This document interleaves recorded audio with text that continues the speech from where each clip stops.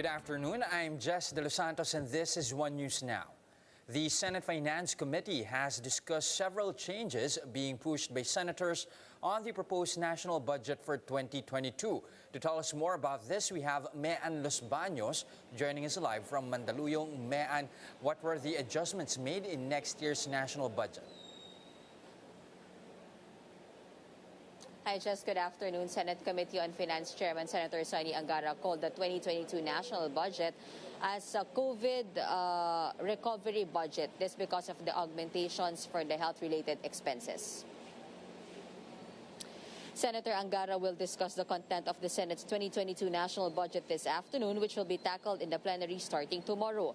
Angara said the Senate added around 91 billion pesos for the health department for important expenses, such as the special risk allowance for health workers.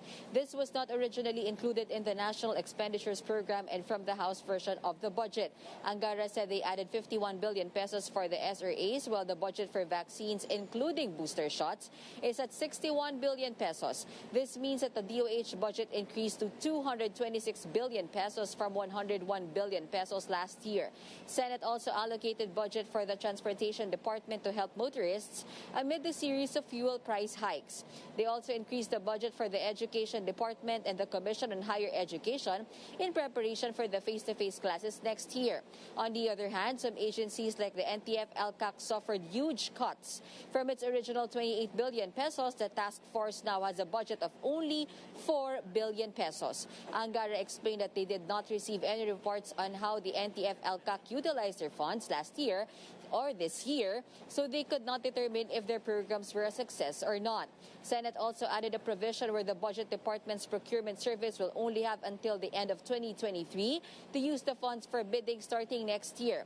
After 2023, they have to return the funds to the National Treasury. Angara said that this is to avoid funds from being unused for many years, like what is happening right now.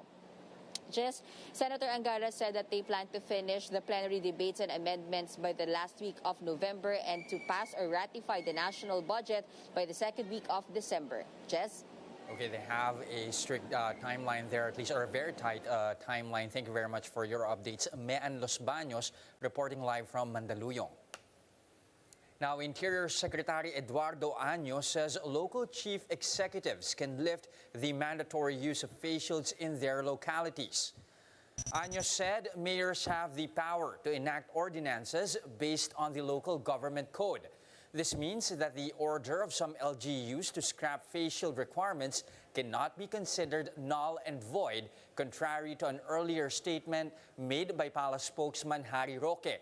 However, Año says it may be better if the policy is formalized through a resolution by the national government. Itatay up natin siya sa level ng risk sa isang area. Pangalawa, sa vaccination rate. Which is dito, like Metro Manila, qualified na siya, alert level 2, 87% ang vaccination, tapos low cases. So it can be considered, no? So, pero maganda, ipo-formalize natin yan through IATF resolution. But for those LGUs na nasa low risk, I will not hold it against them. For Health Secretary Francisco Duque, the use of face shields could be made voluntary in low-risk areas. The IATF will meet on Thursday to discuss the policy on face shields. Kung sa mga lugar ka na ang ventilasyon ay hindi naman sapat at maraming tao, ay hindi mo ma-maintain ang 1 meter social distancing, ay di ba mas maganda yung karagdagan protection, taglay ng face shield? Opo. O di mas maganda, pagpatuloy natin yan. Pero siguro, voluntary by and large, pag-aasa alert level 2 and strictly using this in the 3C context, 3C's context. Opo. National Task Force spokesperson Restituto Padilla believes that the no vaccination, no ayuda proposal is not anti-poor. In an interview with Sa Totoo Lang on 1PH, Padilla said he personally supports the move to make vaccination a condition for cash subsidy release. He said the proposal only seeks to protect the beneficiaries of the Pantawid Pamilya program, especially in this pandemic. Under the proposal from the DILG, cash aid won't be released until a beneficiary gets vaccinated. Ang pinakalugi at pinakakawawa pag nagkakasakit, yung mahirap. So kung sila ay napoproteksyonan, mas nakakapacitate sila na magpatuloy na magtrabaho at maging productive at masuportahan yung kanilang mga mahal sa buhay. More stories after this short break. Stay with us.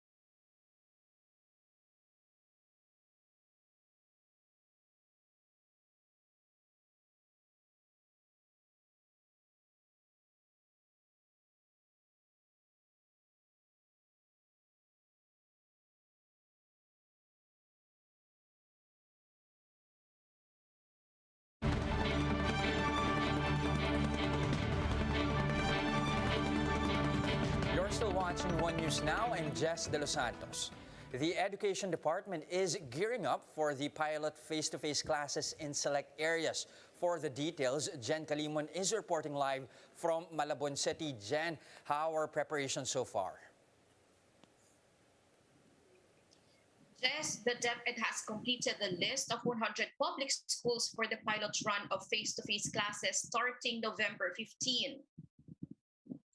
Schools in over 20 provinces across the country have passed the safety assessment conducted by the DepEd together with the Health Department. At least 4 schools were replaced due to either failure in the assessment or the respective LGUs canceled their approval. There are also 30 nominated private schools that have yet to be assessed. DepEd said all schools approved for in-person learning are already 90% prepared. They only need to finish minimal tasks such as the installation of plastic barriers and signages. Each school is given 100,000 pesos in cash assistance. Meanwhile, the DepEd reiterated that vaccination for students aged 12 to 17 is not a prerequisite, but they are encouraged to get their shots. The agency is also not keen on requiring antigen or swab tests for children. Teaching and non-teaching personnel, on the other hand, have to be fully vaccinated. Those who have yet to be vaccinated may be substituted in the meantime. Just although NCR is already at alert level 2, it is not yet part of the pilot implementation. Secretary Briones said that they need to have an experience first in conducting face-to-face classes in smaller urban areas before expanding the program here in Metro Manila. Jess? All right, it seems as though everything is green and go for the pilot implementation of face-to-face classes. Thank you for those updates. Jen Calimon reporting live from Malabon City. Now, the Davao City LGU has relieved one of its information officers who was involved in a drug raid over the weekend. In a statement, Mayor Sara Duterte said Davao CIO Jeffrey Tupas has been terminated from work. Tupas was in the same beach party in Davao de Oro where Padilla conducted a drug raid. Operatives were able to seize 1.5 million pesos worth of party drugs, marijuana, and shabu in the venue. Tupas confirmed that she was invited to the party but said she left early with some acquaintances. Now here's a quick look at today's other top stories. Another group has joined the plea to cancel the presidential bid of former Senator Bongbong Marcos. The group filed a petition to intervene in an earlier complaint filed by 6 civic leaders to the COMELEC. Meanwhile, the petition to cancel Bongbong Marcos's COC has been raffled off to COMELEC's 2nd Division, composed of Commissioners Socorro Inting and Antonio Co. Jr. Davao City Vice Mayor Baste Duterte has withdrawn his candidacy for re-election for 2022. The presidential son did not state his reason for pulling back, but he has now nominated attorney Melchor Kitain Jr. as his replacement. And the Philippine economy posts a 7.1% growth in the third quarter this year. Now, this is higher than what most economists predicted, but is lower quarter on quarter due to reimposed lockdowns last August. NEDA Secretary Carl Kendrick Chua says the country is well on track to hit or even exceed this year's growth target range of 4 to 5%. For more updates, visit News 5, the Philippine Star and Business World online. Visit our website, onenews.ph, for more in-depth analysis. You can also catch One News on the Signal Play app. Register for a free account now at www.signalplay.com and stream One News live anytime, anywhere. Mask on, wash hands, and stay safe. Philippines, I'm Jess De Los Santos, and we are One News.